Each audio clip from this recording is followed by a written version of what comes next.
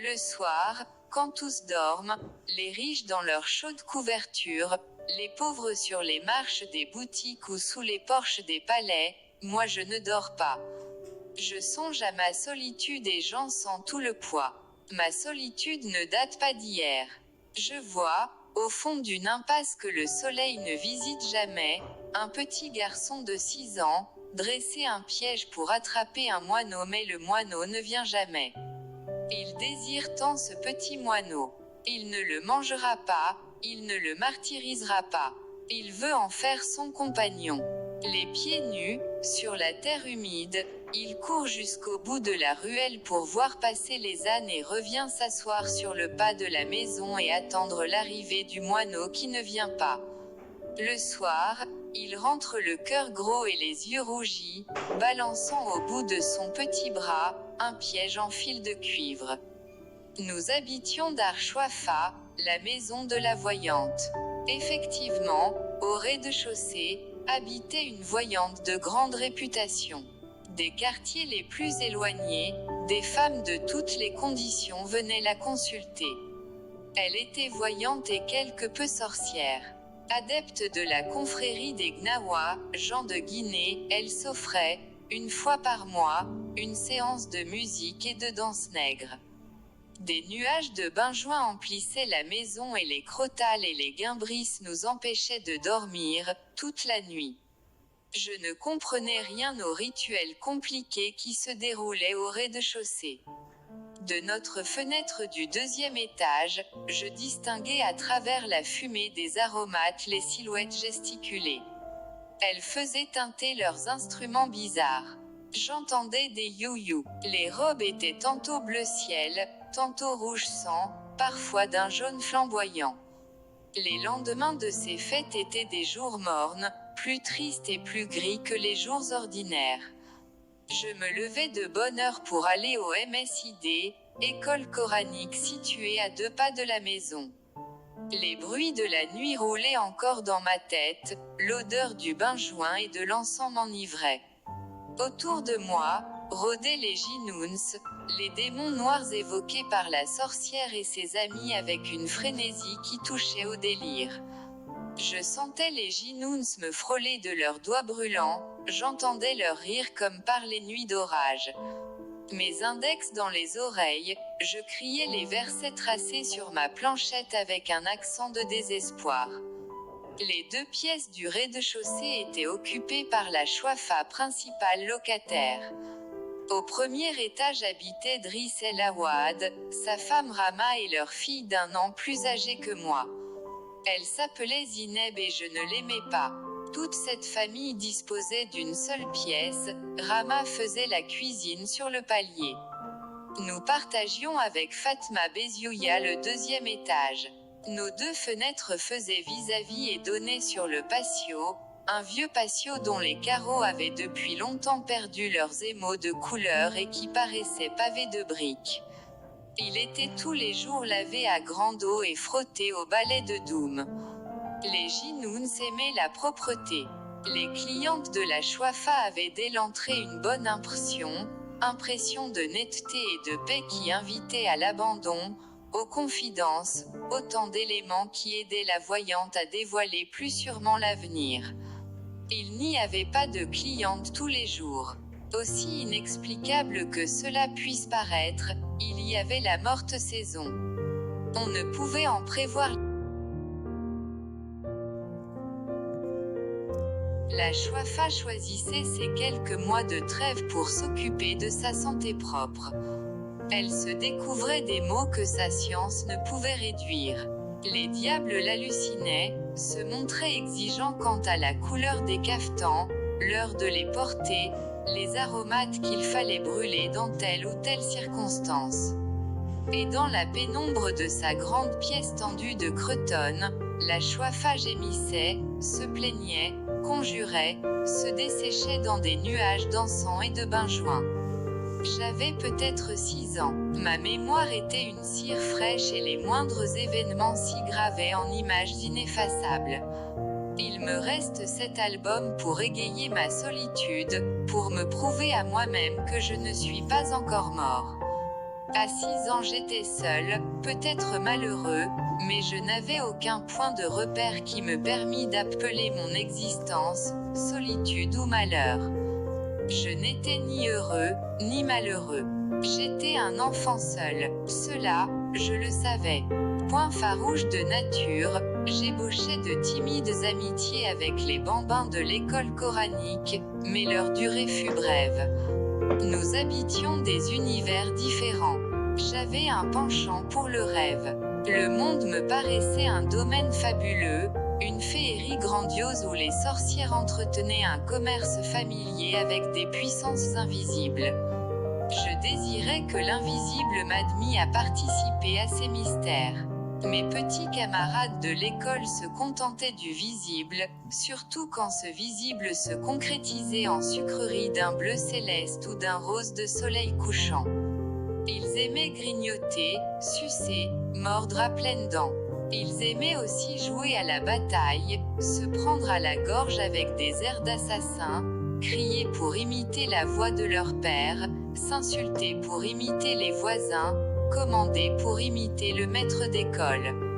Moi, je ne voulais rien imiter, je voulais connaître. Abdallah, l'épicier, me raconta les exploits d'un roi magnifique qui vivait dans un pays de lumière, de fleurs et de parfums, par-delà les mers des ténèbres, par-delà la grande muraille. Et je désirais faire un pacte avec les puissances invisibles qui obéissaient aux sorcières afin qu'elles m'emmènent par-delà les mers des ténèbres et par-delà la grande muraille, vivre dans ce pays de lumière, de parfums et de fleurs. Mon père me parlait du paradis. Mais, pour y renaître, il fallait d'abord mourir. Mon père ajoutait que se tuer était un grand péché, un péché qui interdisait l'accès à ce royaume. Alors, je n'avais qu'une solution, attendre. Attendre de devenir un homme, attendre de mourir pour renaître au bord du fleuve Salsabil. Attendre, c'est cela exister. À cette idée, je n'éprouvais certainement aucune frayeur. Je me réveillais le matin, je faisais ce qu'on me disait de faire. Le soir, le soleil disparaissait et je revenais m'endormir pour recommencer le lendemain. Je savais qu'une journée s'ajoutait à une autre, je savais que les jours faisaient des mois, que les mois devenaient des saisons, et les saisons l'année. J'ai 6 ans, l'année prochaine j'en aurai 7 et puis 8, 9 et 10. À 10 ans, on est presque un homme. À 10 ans, on parcourt seul tout le quartier, on discute avec les marchands, on sait écrire, au moins son nom, on peut consulter une voyante sur son avenir, apprendre des mots magiques, composer des talismans. En attendant, j'étais seul au milieu d'un grouillement de têtes rasées, de nez humides, dans un vertige de vocifération de versets sacrés. L'école était à la porte de Dermoala. Le FQIH, un grand maigre à barbe noire, dont les yeux lançaient constamment des flammes de colère, habitait la rue Giaf. Je connaissais cette rue. Je savais qu'au fond d'un boyau noir et humide, s'ouvrait une porte basse d'où s'échappait, toute la journée, un brouhaha continu de voix de femmes et de pleurs d'enfants. La première fois que j'avais entendu ce bruit, j'avais éclaté en sanglots parce que j'avais reconnu les voix de l'enfer telles que mon père les évoqua un soir. Ma mère me calma. Je t'emmène prendre un bain, je te promets un orange et un œuf dur et tu trouves le moyen de braire comme un âne. Toujours octant, je répondis, je ne veux pas aller en enfer. Elle leva les yeux au ciel et se tut, confondue par tant de niaiseries. Je crois n'avoir jamais mis les pieds dans un bain mort depuis mon enfance. Une vague appréhension et un sentiment de malaise m'ont toujours empêché d'en franchir la porte. À bien réfléchir, je n'aime pas les bains morts. La promiscuité, l'espèce d'impudeur et de laisser aller que les gens se croient obligés d'affecter en de tels lieux m'en écarte. Même enfant, je sentais surtout ce grouillement de corps humides, dans ce demi-jour inquiétant, une odeur de péché. Sentiment très vague, surtout à l'âge où je pouvais encore accompagner ma mère au bain maure, mais qui provoquait en moi un certain trouble. Dès notre arrivée, nous grimpâmes sur une vaste estrade couverte de nattes. Après avoir payé 75 centimes à la caissière, nous commençâmes notre déshabillage dans un tumulte de voix aiguës, un va-et-vient continu de femmes à moitié habillées, déballant de leurs énormes baluchons des cafetans et des mansourias, des chemises et des pantalons, des haïques à glands de soie d'une éblouissante blancheur. Toutes ces femmes parlaient fort, gesticulaient avec passion, poussaient des hurlements inexplicables et injustifiés. Je retirais mes vêtements et je restais tout bête, les mains sur le ventre, devant ma mère lancée dans une explication avec une amie de rencontre. Il y avait bien d'autres enfants, mais ils paraissaient à leur aise, couraient entre les cuisses humides, les mamelles pendantes, les montagnes de baluchons, fiers de montrer leur ventre ballonné et leurs fesses grises. Je me sentais plus seule que jamais. J'étais de plus en plus persuadée que c'était bel et bien l'enfer. Dans les salles chaudes, l'atmosphère de vapeur, les personnages de cauchemar qui s'y agitaient, la température, finirent par m'anéantir. Je m'assis dans un coin, tremblant de fièvre et de peur. Je me demandais ce que pouvaient bien faire toutes ces femmes qui tournoyaient partout, couraient dans tous les sens, traînant de grands seaux de bois débordant d'eau bouillante qui m'éclaboussaient au passage. Ne venaient-elles donc pas pour se laver? Il y en avait bien une ou deux qui tiraient sur leurs cheveux, assises, les jambes allongées, protestant d'une voix haute, mais les autres ne semblaient même pas s'apercevoir de leur présence et continuaient leurs éternels voyages avec leurs éternels seaux de bois. Ma mère, prise dans le tourbillon, émergeait de temps en temps d'une masse de jambes et de bras, me lançait une recommandation ou une injure que je n'arrivais pas à saisir et disparaissait. Devant moi, dans un seau vide, il y avait un peigne en corne, un gobelet de cuivre bien astiqué, des oranges et des œufs durs. Je pris timidement une orange, je l'épluchai, je la suçai pendant longtemps, le regard vague. Je sentais moins l'indécence de mon corps dans cette pénombre, je le regardais se couvrir de grosses gouttes de sueur et je finis par oublier les femmes qui s'agitaient, leurs seaux de bois et leurs voyages inexplicables autour de la pièce. Ma mère fondit sur moi. Elle me plongea dans un seau d'eau, me couvrit la tête d'une glaise odorante et malgré mes cris et mes larmes me noya sous un flot d'injures et de feu. Elle me sortit du seau, me jeta dans un coin comme un paquet, disparut de nouveau dans le tourbillon. Mon désespoir dura peu, je plongeai la main dans le seau à provisions et je pris un œuf dur, gourmandise dont j'étais particulièrement friand. Je n'avais pas encore fini d'en grignoter le jaune que ma mère réapparut de nouveau, m'aspergea alternativement d'eau bouillante et d'eau glacée, me couvrit d'une serviette et m'emporta à moitié mort à l'air frais sur l'estrade au baluchon. Je l'entendis dire à la caissière, « Lala Fatoum, je te laisse mon fils, je n'ai pas eu encore une goutte d'eau pour me laver. » Et à moi, habille-toi, tête d'oignon. Voici une orange pour t'occuper. Je me trouvais seule, les mains croisées sur mon ventre en flammes, plus bête que jamais au milieu de toutes ces inconnues et de leurs fastueux baluchons. Je m'habillais. Ma mère vint un moment m'entourer étroitement la tête dans une serviette qu'elle me noua sous le menton, me munit de toutes sortes de recommandations et s'engouffra dans les salles chaudes par cette porte qui me faisait face et d'où s'échappaient toutes sortes de rumeurs. J'attendis sur l'estrade jusqu'au soir. Ma mère finit par venir me rejoindre, l'air épuisé, se plaignant de violents maux de tête. Heureusement pour moi, ces séances de bain étaient assez rares. Ma mère ne voulait point s'embarrasser de l'enfant empoté et maladroit que j'étais. Pendant son absence, j'étais livrée à mes timides fantaisies. Je courais pieds nus dans le derbe, imitant le pas cadencé des chevaux, je hennissais fièrement, envoyais des ruades. Parfois, je vidais simplement ma boîte à merveilles par terre et j'inventoriais mes trésors. Un simple bouton de porcelaine me mettait les sens en extase. Quand je l'avais longtemps regardé, j'enquersais des doigts la matière avec respect. Mais il y avait dans cet objet un élément qui ne pouvait être saisi ni par les yeux, ni par les doigts, une mystérieuse beauté intraduisible. Elle me fascinait, je sentais toute mon impuissance à en jouir pleinement.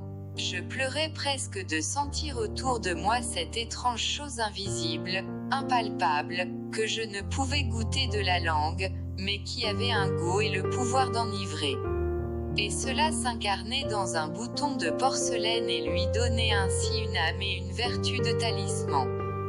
Dans la boîte à merveilles il y avait une foule d'objets hétéroclites qui, pour moi seul, avaient un sens, des boules de verre, des anneaux de cuivre, un minuscule cadenas sans clé, des clous à tête dorée, des encriers vides, des boutons décorés, des boutons sans décor. Il y en avait en matière transparente, en métal, en nacre. Chacun de ces objets me parlait son langage. C'étaient là mes seuls amis. Bien sûr, j'avais des relations dans le monde de la légende avec des princes très vaillants et des géants au cœur tendre, mais ils habitaient les recoins cachés de mon imagination. Quant à mes boules de verre, mes boutons et mes clous, ils étaient là, à chaque instant, dans leur boîte rectangulaire, prête à me porter secours dans mes heures de chagrin. Le lendemain du bain, ma mère ne manquait pas de raconter la séance à toute la maison, avec des commentaires détaillés où abondaient les traits pittoresques et les anecdotes. Elle mimait les gestes de telle shérifa connue dans le quartier, la démarche de telle voisine qu'elle n'aimait pas, parlait avec éloge de la caissière ou se révoltait contre les masseuses, ces entremetteuses, mères des calamités, qui escroquaient les clientes sans leur apporter la moindre goutte d'eau. Le bain maure était naturellement le lieu des potins et des commérages. On y faisait connaissance avec des femmes qui n'habitaient pas le quartier. On y allait autant pour se purifier que pour se tenir au courant de ce qui se faisait, de ce qui se disait. Il arrivait qu'une femme chantât un couplet et le couplet faisait ainsi son entrée dans le quartier. 2 ou 3 fois, ma mère assista à de vrais crépages de chignons. De telles scènes donnaient matière à des galas de comédie. Pendant une semaine, ma mère mimait devant les femmes de la maison, les amis de passage et les voisines la dispute et ses phases multiples. On avait droit à un prologue suivi de la présentation des personnages, chacun avec sa silhouette particulière, ses difformités physiques, les caractéristiques de sa voix, de ses gestes et de son regard. On voyait naître le drame, on le voyait se développer, atteindre son paroxysme et finir dans les embrassades ou dans les larmes. Ma mère remportait auprès des voisines un gros succès. Je n'aimais pas beaucoup ces sortes d'exhibitions. L'excès de gaieté de ma mère était pour moi lié à de fâcheuses conséquences. Le matin, débordante d'enthousiasme, elle ne manquait jamais, le soir, de trouver quelque motif de querelle ou de pleurs. Mon père rentrait toujours tard, il nous trouvait rarement de bonne humeur. Il subissait presque toujours le récit d'un événement que ma mère se plaisait à peindre avec les couleurs les plus sombres. Quelquefois un incident de mince importance prenait des proportions de catastrophe. Ainsi en fut-il quand Rama eut l'idée néfaste de faire sa lessive un lundi. Il était établi que ce jour-là AP partenait exclusivement à ma mère. De bonne heure, elle occupait le patio, encombré d'auge de bois, de bidons qui servaient de lessiveuse, de seaux pour le rinçage et de paquets de linge sale. À peine vêtue d'un serre-voile et d'un vieux cafetan déchiré, elle s'affairait autour d'un feu improvisé, remuait le contenu du bidon à l'aide d'une longue canne, pestait contre le bois qui donnait plus de fumée que de chaleur, accusait les marchands de savon noir de l'avoir escroqué et appelait sur leur tête toutes sortes de malédictions. Le patio ne suffisait pas à son activité. Elle grimpait jusque sur la terrasse, tendait ses cordes, les soutenait à l'aide de perches de mûrier, redescendait brasser des nuages de mousse. Ce jour-là, ma mère m'expédiait à l'école avec, pour vêtements, une simple chemise sous ma djellaba. Le déjeuner était sacrifié. Je devais me contenter d'un quartier de pain enduit de beurre rance, accompagné de 3 olives. Notre chambre même perdait son visage habituel. Les matelas gisaient là, sans couverture, les coussins n'avaient plus d'enveloppe et la fenêtre semblait nue sans son rideau semé de fleurettes rouges. La soirée était consacrée au pliage des vêtements. Ma mère prenait une chemise toute froissée et sentant le soleil, la déployait sur ses genoux, la regardait par transparence, la pliait, les manches à l'intérieur, avec application, presque avec gravité. Parfois, elle faisait une reprise. Elle n'aimait guère la couture et moi-même, je préférais la voir tirer sur ses cartes ou tourner son rouet. L'aiguille, instrument particulièrement citadin, représentait à mes yeux un symbole de mollesse. Il était de tradition dans notre famille que le métier féminin noble par excellence consista à travailler la laine. Manier l'aiguille équivalait presque à un reniement. Nous étions fascistes par accident, mais nous restions fidèles à nos origines montagnardes de seigneurs paysans. Ma mère ne manquait jamais d'évoquer ses origines lors des querelles avec les voisines. Elle osa même soutenir devant Rama que nous étions d'authentiques descendants du prophète. Il existe, dit-elle, des papiers pour le prouver, des papiers gardés précieusement par l'imam de la mosquée de notre petite ville. Qui es-tu, toi, femme d'un fabricant de charrues, sans extraction, pour oser mettre ton linge, plein de poux, près du mien fraîchement lavé? Je sais ce que tu es, une mendiante d'entre les mendiantes, une domestique d'entre les domestiques, une va-nu-pied, crottée et pouilleuse, une lécheuse de plats qui ne mange jamais à sa faim. Et ton mari, parle-moi de cet être difforme, à la barbe rongée de mythe, qui sent l'écurie et braie comme un âne.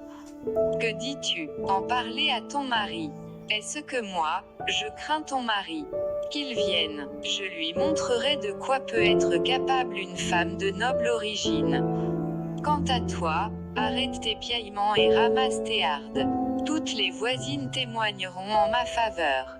Tu m'as provoqué, je ne suis pas une petite fille pour me laisser insulter par une femme de ton espèce. De notre fenêtre du 2e étage, pâle d'angoisse et de peur, je suivais la scène, alors que ma mémoire d'enfant enregistrait les phrases violentes. Le soir, tout abruti de sommeil, j'entendis mon père monter l'escalier. Il entra selon son habitude, se dirigea vers son matelas posé à même le sol. Ma mère prépara le souper, posa la table ronde, le plat de ragoût et le pain. On sentait qu'elle boudait. Mon père se mit à manger sans poser de questions. Ma mère boudait toujours. Puis elle éleva brusquement la voix et dit « Cela ne te fait rien à toi, qu'on nous traîne d'embout, qu'on nous insulte, qu'on insulte nos nobles origines, nos ancêtres qui faisaient trembler les tribus. Cela ne te fait rien que les gens de basse extraction tentent de souiller, par des paroles inconvenantes, notre famille qui compte parmi ses morts des hommes courageux, des chefs, des saints et des savants. » Toujours silencieux, mon père continuait à manger. Ma mère recommença « Oui, tout cela ne te fait rien. Que ta femme subisse tous les affronts, ton appétit n'en est pas affecté et tu manges comme à l'ordinaire. Moi, j'ai tellement de peine sur le cœur que je ne mangerai plus jamais de ma vie. Ma mère, se cachant le visage dans ses deux mains, poussa un long sanglot et se mit à pleurer à chaudes larmes. Elle gémissait, se lamentait, se donnait de grandes claques sur les cuisses, chantait sur un air monotone et combien triste tous les malheurs qui l'avaient frappée. Elle énumérait les insultes qu'elle avait reçues, les épithètes dont on l'avait gratifiée, recommençait intarissablement le panégyrique de ses ancêtres qui, par la même occasion, se trouvaient offensés. Mon père, rassasié, but une gorgée d'eau, s'essuya la bouche, tira à lui un coussin pour s'accouder et demanda « Avec qui t'es-tu encore disputé ?» La phrase eut sur ma mère un effet magique. Elle cessa de pleurer, releva la tête et, avec une explosion de fureur, s'adressa à mon père, mais avec la gueuse du premier étage, la femme du fabricant de charrues. Cette dégoûtante créature a souillé mon linge propre avec ses guenilles qui sentent l'étable. Elle ne se lave jamais d'ordinaire, elle garde ses vêtements 3 mois, mais pour provoquer une querelle, elle choisit le lundi, mon jour de lessive, pour sortir ses haillons. Tu connais ma patience, je cherche toujours à aplanir les difficultés, je ne me départis jamais de ma courtoisie coutumière, je tiens cela de ma famille, nous sommes tout polis. Les gens qui nous provoquent par des paroles grossières perdent leur temps. Nous savons conserver notre calme et garder notre dignité. Il a fallu cette pouilleuse. La voix de Ramatrou à la nuit. Pouilleuse. Moi, entendez-vous, peuple des musulmans. La journée ne lui a pas suffi. Les hommes sont maintenant dans la maison et pourront témoigner devant Dieu qui de nous deux a dépassé les limites des convenances. Ce qui se passa après ne peut être décrit par des mots. Ce furent d'abord des cris aigus et prolongés, des vociférations, des sons sans suite et sans signification. Chacune des antagonistes, penchée hors de sa fenêtre, gesticulait dans le vide, crachait des injures que personne ne comprenait, s'arrachait les cheveux. Possédée du démon de la danse, elle faisait d'étranges contorsions. Voisins et voisines sortirent de leur chambre et mêlèrent leurs cris aux cris des furies. Les hommes, de leur voix grave, les exhortaient au calme, insistaient pour qu'elles maudissent solennellement Satan, mais ces sages conseils les excitaient davantage. Le bruit devint intolérable. C'était une tempête, un tremblement de terre, le déchaînement des forces obscures, l'écroulement du monde. Je n'en pouvais plus, mes oreilles étaient au supplice, mon cœur dans ma poitrine heurtait avec force les parois de sa cage. Les sanglots m'étouffèrent et j'écroulai aux pieds de ma mère, sans connaissance.